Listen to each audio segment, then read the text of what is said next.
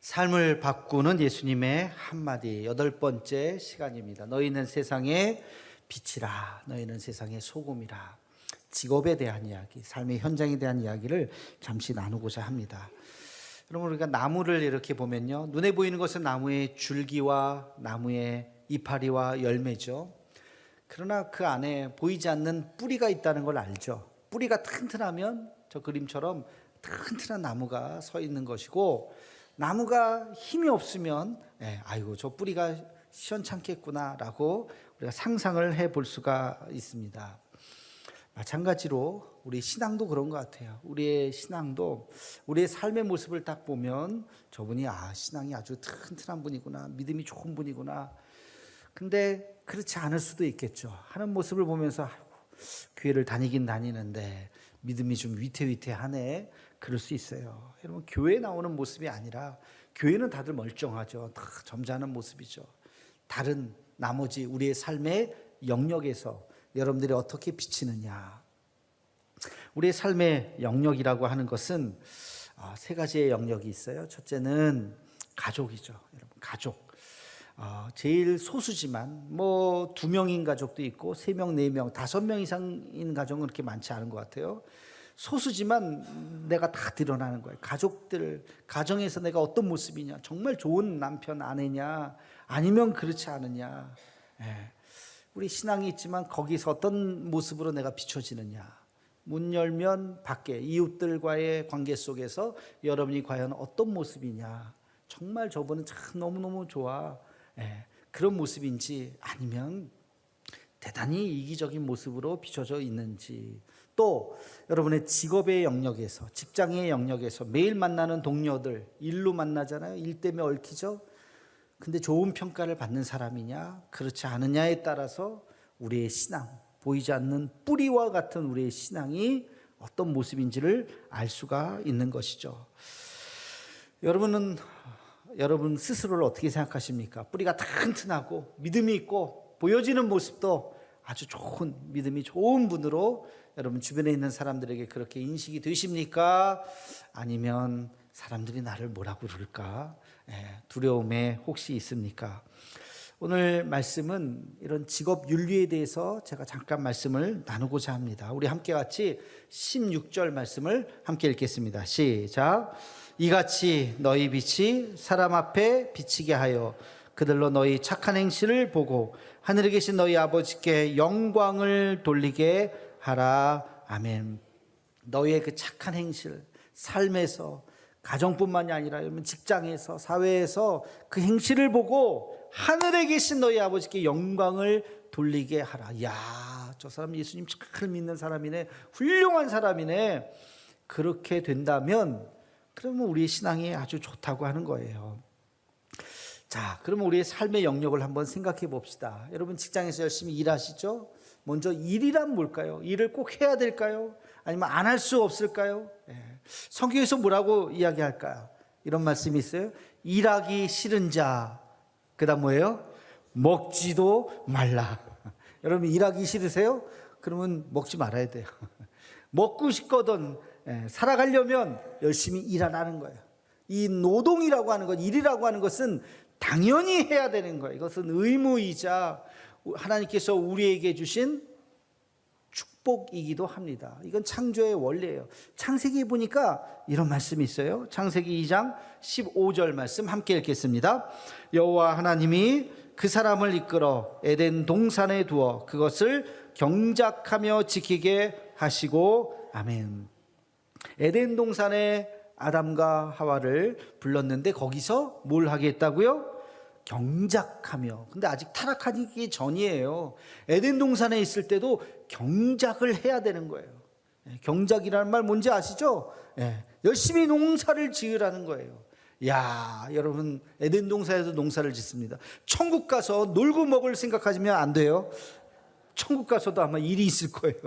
거기서 뭔가 일을 해야 될 거예요. 그러나 천국에서 하는 일은 스트레스는 아니겠죠. 돈 때문에 일을 하지는 않겠죠. 기쁨을 할 겁니다. 에덴 동산에도 경작하도록 하셨어요. 그것은 신성한 노동의 아주 거룩한 신성한 창조의 원리인 것입니다. 종교개혁자 마틴 루터가 이런 말을 했어요. 목사와 전도자, 성직자만이 소명을 받은 사람이 아니다. 빵을 만드는 사람, 옷을 만드는 사람, 심지어 집에서 빨래를 하는 사람, 살림을 하는 사람도 모두가 하나님이 주시는 거룩한 사명으로 살아가는 사람이다.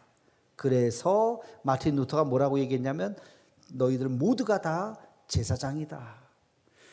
교회에서 거룩한 일만 하는 사람만이 제사장이 아니라 각자의 삶의 자리에서 자기의 일을 하는 사람들 모두가 다 제사장이라는 거예요. 그래서 만인 제사장, 우리 모두는 제사장의 역할, 거룩한 하나님이 맡기신 일이 있다고 이야기를 하는 것이죠.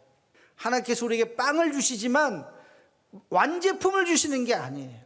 이 모든 과정, 이 과정이 뭐예요? 다 노동이에요. 노동. 이것이 노동이고 이것이 바로 직업입니다. 직업. 농부가 있어요. 농부가 그 밀을 잘 경작을 해야 돼요. 추수를 해야 돼요. 제빵사가 그걸 또 반죽을 해서 빵을 만들어야 돼요. 유통업자가 그걸 또 포장을 해서 다 나눠야 돼요. 그렇죠? 서비스업 하시는 분들이 그걸 또 다 그렇게 배달도 하고 그래야 되는 거예요. 이 모든 것이 다 노동이고 모든 것이 다 거룩한 하나님의 일이라고 하는 것입니다. 심리학자 에이미 부제스니에프스키, 이걸 계속 했는데도 계속 어려워요, 이름이. 에이미 부제스니에프스키라고 하는 사람이 있어요. 뭐 러시아 계열인 것 같은데 미국에서 공부하신 학자인데요. 그가 이를 바라보는 태도를 세 가지로 이야기했어요. 아주 중요한 이야기입니다. 첫째는 잡이라고 하는 일이 있어요. 잡. 우리가 잡이라고 하죠, 영어로. J-O-B, 잡. 너 잡 구했어? 그게 뭐예요? 생계수단이에요. 뭔가 일을 해야지, 먹고 살아야지. 생계수단으로서의 일, 월급 받기 위해서 일하는 거, 그걸 잡이라 그래, 잡. 두 번째는 커리어가 있어요. 커리어. 이거는 꼭 돈을 위한다기보다는 자기의 성공과 성취를 위해서, 자기가 꼭 뭔가를 이루기 위해서 하는 그 과정이에요. 과정. 돈은 적지만 앞으로 내가 어떤 일을 하기 위해서는 이 일이 꼭 필요해. 그러면 그 일을 또 열심히 하는 거예요. 내 커리어에 도움이 되기 때문에 그 일을 하는 거죠. 세 번째는 콜링이라는 것이 있습니다. 돈과 관계없어요. 그러나 나 자신만을 위한 것이 아니라 이웃과 사회를 위해서, 더 나아가서 온 인류를 위해서 내가 헌신하는 거예요. 돈을 적게 줘도 상관없어요. 그 일을 내가 하고 싶어서 하는 거예요. 그게 콜링이에요. 콜링. 소명. 나에게 불러주신 그 일. 자, 이 세 가지가 있다면 우리 그리스도인들에게 있어서 직업은 무엇이 되어야 할까요? 잡일까요? 커리어일까요? 콜링일까요? 정답은 뭐예요? 콜링이 되어야 되죠. 하나님께서 우리에게 불러주신 그 일. 물론 잡이 의미가 없다는 것이 아니에요. 잡 있어야죠. 돈 벌어야죠. 어떻게 가만히 있습니까? 성인이 되었으면 열심히 돈을 무엇인가를 일을 해야죠. 근데 그 잡이 나에게 커리어가 되면 좋겠죠. 내가 뭔가를 이루고자 하는 꿈을 실현할 수 있는 그 과정이 될 수 있다면 얼마나 좋겠습니까? 더 나아가서 나의 꿈을 이루는 것만이 아니라 그것을 통해서 내 이웃을, 온 인류를, 나라 민족을 위해서 헌신할 수 있는 일이라면, 다시 말해서 그것이 나에게 콜링이 된다면 얼마나 귀한 일이겠습니까? 오늘 예수님께서는 바로 우리에게 직업 윤리 의식을 그걸 이야기해 주는 거예요. 그거를 뭐라고 비유하셨는가? 소금과 빛에 비유하셨어요. 너희는 세상에서 소금이 되라가 아니라 소금이라. 너희는 세상에서 빛이라. 오늘 말씀에 여러분 오해를 하시면 안 돼요. 너희는 세상에 소금이 되어라, 빛이 되어라, 이렇게 말씀하지 않으셨다는 거예요. 아직은 빛이 아닌데 점점 빛이 되어 가는구나가 아니에요. 아직은 소금이 아니라 설탕인데 시간이 지나서 소금이 되는, 그렇게 되어가는 becoming을 얘기하는 것이 아니에요. 너희는 이미 소금이라, 너희는 이미 빛이라. 오늘 말씀을 다시 한번 읽어보겠습니다. 13절 14절 시작. 너희는 세상의 소금이니 소금이 만일 그 맛을 잃으면 무엇으로 짜게 하리요? 후에는 아무 쓸데 없어 다만 밖에 버려져 사람에게 밟힐 뿐이니라. 너희는 세상의 빛이라. 산 위에 있는 동네가 숨겨지지 못할 것이요. 아멘. 너희는 세상의 소금이라 빛이라 라고 이야기하고 있어요. 여러분, 우리 태어난 아기를 인간이라고 이야기하죠. 얘 아직 인간이 아니네, 인간이 될 거야, 이렇게 얘기하죠. 인간이에요. 그 아이가 아직 미숙하지만 인간입니다. 원숭이에서 인간 중간 정도예요? 아니잖아요. 하나님께서 우리를 그렇게 부르신 거. 너희는 빛이라, 소금이라. 이 소금과 빛이라고 하는 예수님의 이 비유는 정말 기가 막힌 비유인 것 같아요. 여러분 보세요.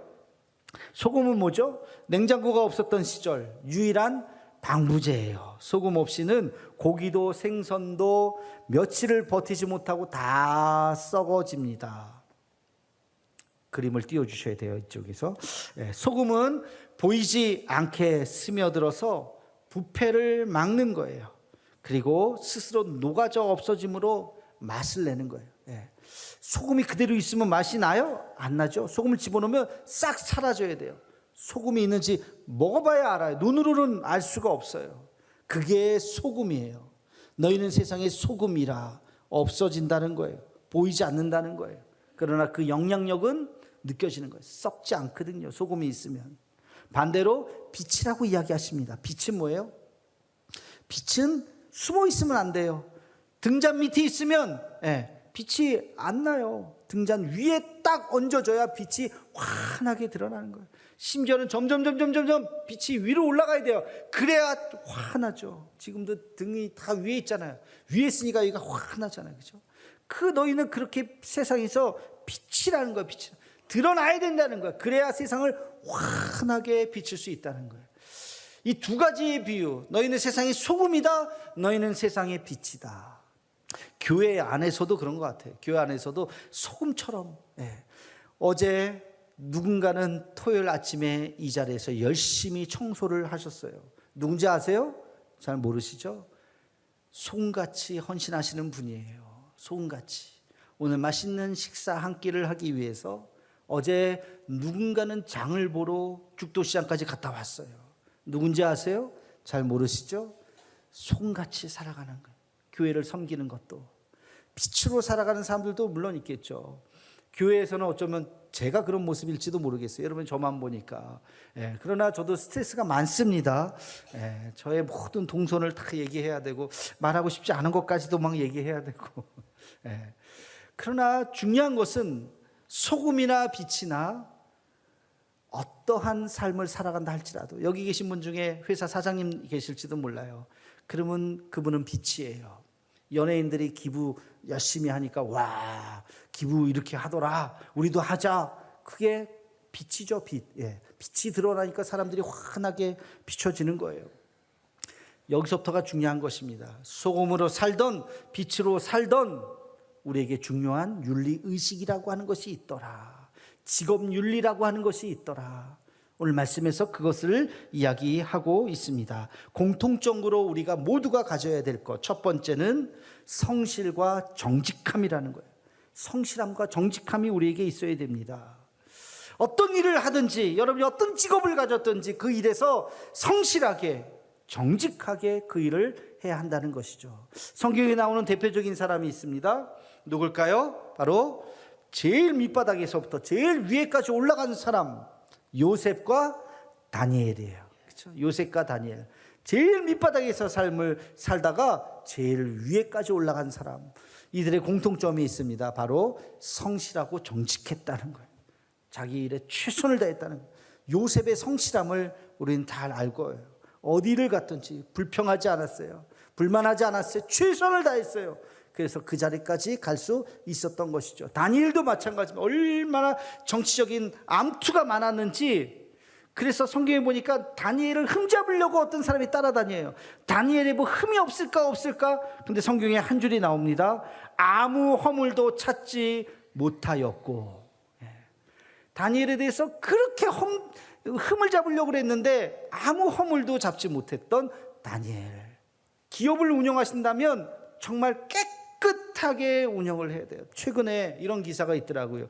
유한양행에 공동 설립한 자회사가 있어요. 유한 킴벌리. 여러분 아실 겁니다. 유한 킴벌리에서 어느 날 보니까 거기서 아이들을 위한 기저귀를 만드는데, 미숙아들 있죠. 보통 3.4kg에서 태어나죠. 그거보다 어린 아이들, 1kg, 2kg에서 태어난 아이들, 그 아이들에게 기저귀, 맞는 기저귀가 없는 거예요. 그래서 그로 인해서 일어나는 여러 가지 병들이 또 있는 거예요. 그 이야기를 듣고 유한 킴벌리에서 한 달에 며칠 동안 공장을 멈추고 다시 이 기계를 다시 만들어 가지고 그 미숙아라고 이야기 안 하고 이른둥이라고 그러더라고요. 이른둥이 아이들을 위한 손바닥보다도 작은 그 기저귀를 다시 생산을 합니다. 그 아이들을 위해서. 그러면 이게 기존 기저귀보다 더 비싸게 팔아야 되겠죠. 2배, 3배 정도는. 그거를 무상으로 나눠줬어요. 무상으로. 2017년부터 지금까지 그 혜택을 어림잡아 4만 명 이상의 그 이른둥이 아이들이 그 기저귀를 썼다는 거예요. 그 회사를 멈추고, 기계를 멈추고 다시 기계를 만들어서 그 아이들을 위해서 작은 기저귀를 다시 만든 회사가 바로 그 회사입니다. 참 세상의 소금과 빛으로 살아가는 회사죠. 여러분, 우리가 이 세상에서 어떤 일을 할 때 이런 마인드가 있어요. 그래서 예수님께서 너희는 세상의 소금이라, 너희는 세상의 빛이라 라고 말씀하고 있는 것입니다. 성실과 정직으로 우리 대도의 가족들 어느 곳에 있든지 주님 앞에 그렇게 쓰임받기를 주의 이름으로 축원합니다. 두 번째는요, 탁월한 전문성이 있어야 돼요. 여러분, 성실과 정직 가지고 다 되느냐? 그렇지 않아요. 만약에 의사가 있는데 참 좋아, 의사 너무 좋아, 너무 성실해, 너무 정직해, 근데 실력이 없어. 그 의사 선생님한테 가겠어요? 판독을 못해. 진찰을 했는데 엉뚱한 얘기를 해. 그럼 가겠어요? 누가 갑니까? 안 가죠. 실력이 있어야 돼요. 실력이. 아무리 정직하고 성실한 의사라고 해도 오진이 많으면 실력 없으면 안 되는 거예요. 교사가 있는데 사람 너무 좋아, 선생님 너무 좋아, 신앙도 좋아, 실력이 없어, 아이들을 못 가르쳐. 그럼 살아남겠습니까? 안 되죠. 성경에 보면 출애굽기에 하나님께서 이스라엘 백성들에게 성막을 만들어라고 이야기해요. 성막, 번제단은 어떻게 만들고, 물두멍 어떻게 만들고, 근데 그걸 만들 사람이 있어야지. 그 치수까지도 얘기해 주시는데 그걸 똑같이 만들 사람을 택하시죠. 부사렐과 오홀리압. 성경에 보니까 그 사람을 택하셔서 하나님께서 그들에게 뭐라고 얘기하시냐면 지혜와 총명을 부으사. 그들에게 지혜와 총명을 부으시고 그들을 통해서 한치의 오차 없이 하나님 말씀 그대로 모든 이동식 성막을 다 만들었다, 그렇게 기록하고 있습니다. 여러분, 우리가 여러분의 삶의 현장에서, 직업의 현장에서 일을 할 때 하나님 나에게도 지혜와 총명을 주시옵소서 기도해야 돼요. 실력이 있어야 됩니다. 그리스도인 의사는 정확한 진단과 정확한 수술을 할 수 있는 능력이 있어야 됩니다. 그리스도인 교사는 잘 공부를 할 뿐만 아니라 잘 가르칠 수 있는 능력이 있어야 돼요. 그리스도인 식당 사장님은 맛있는 음식을, 서비스를 할 수 있는 노력을 해야 되는 거예요. 여러분, 어느 교회 누가 추천해 준, 거기 가봐, 진짜 맛있어, 인테리어도 좋고 음식도 너무너무 기가 차고 그리고 가격도 착하고 너무 좋아. 그래서 갔는데 거기가 알고 봤더니 너의 행사를 여호와께 맡기라. 교회 다니는 분이네. 그러면 얼마나 좋겠어요, 그렇죠? 그러면 이 사장님 여기서 아주 유명한 식당인데 예수님 믿는 분이구나. 바로 그런 마음이 우리에게 있죠. 그게 세상의 소금과 빛으로 살아가는 거예요. 여러분의 삶의 자리에서 인정받고 또 실력 있는, 전문성 있는 사람들이 다 되기를 주의 이름으로 축원합니다. 마지막으로 우리의 직업을 우리가 취할 때 우리가 꼭 기억해야 되는 것은 그 일이 사명의 자리로 나아가야 되는 것입니다. 여러분, 직업이라고 하는 것 처음에 나를 위한 일로 시작돼요. 내가 돈벌이를 위해서 시작이 됩니다. 그러나 돈벌이로 그쳐서는 안 돼요. 그것이 인류를 구원하는데, 내 이웃을 살리는데, 하나님 앞에 영광이 되는 일까지 나가야 하는 것입니다. 이것을 제가 이름을 붙였습니다. 생업의 소명화. 한번 따라해 볼까요? 생업의 소명화. 내 생업이 있죠? 여러분의 그 세명이 어디까지 가야 된다고요? 소명으로 나아가야 된다는 거예요. 1859년에 스위스의 어느 사업가가 사업의 문제를 해결하고자 스위스에서 이탈리아로 갑니다. 가는 도중에 전쟁을 목격해요. 부상병들이 너무 고통스럽게 죽어가요. 저 사람들 잘 돌봐주면 될 텐데, 조금만 치료하면 살 텐데 저렇게 고통스럽게 죽어가네. 그 안타까운 마음으로 단체를 만듭니다. 그 단체가 발전해서 적십자, 국제 적십자 위원회가 돼요. 여러분, 앙리 듀낭의 이야기예요. 자기의 그 일을 통해서, 우연히 만나게 된 그 일을 통해서 놀라운 일을 할 수가 있는 것이죠. 우리나라 사람도 한번 제가 소개해드리고 싶어요. 여러분, 이분을 꼭 기억하시면 좋겠는데, 간송 전형필 선생님. 예. 이분은 금수저예요. 태어날 때부터 부모님으로부터 큰 부를 물려받았어요. 예. 그러니까 이 세상 살아가는 게 뭐가 문제겠어요? 그냥 흥청망청 그냥 부자의 아들로 살아갈 수 있었는데, 일제강점기였거든요. 일본이 그 문화재를 계속 약탈해 가는 것을 보는 거죠. 아, 저러면 안 되는데, 저러면 안 되는데, 저걸 막아야 될 텐데 내가 저걸 사야 되겠다. 문화재를 사서 자기가 모읍니다. 그 중에 아주 대단한 게 있죠. 훈민정음 해례본. 예, 이 훈민정음 해례본이 없었으면 우리나라가 한글이 어떻게 만들어졌는지 과정을 몰라요. 무슨 화장실에서 창틀 보면서 기역, 니은, 디귿, 리을 이런 얘기가 아니에요. 예, 대단히 철학을 가지고 하늘과 땅과 사람과 천지인과 물과 불, 이래 그 철학을 가지고 자음과 모음을 만든 그 원리가 나와 있는 것이 훈민정음 해례본입니다. 1940년에 경북 안동에 그것이 있다는 이야기를 듣고 이분이 내려옵니다. 얼마에 팔겠습니까? 아, 이거 얼마입니다. 그렇게 싸게 해요? 내가 돈을 더 줄게요. 돈을 더 줍니다. 이거는 그 정도의 가치가 아닙니다. 그래서 그때 돈 무려 1만 원.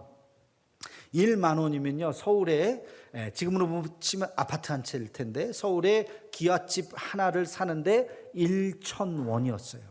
10채 값을 준 거예요. 10채 값을. 그리고 이걸 중간에 이렇게 다리를 놨던 사람, 소개했던 사람에게도 팁으로 1,000원을 줬습니다.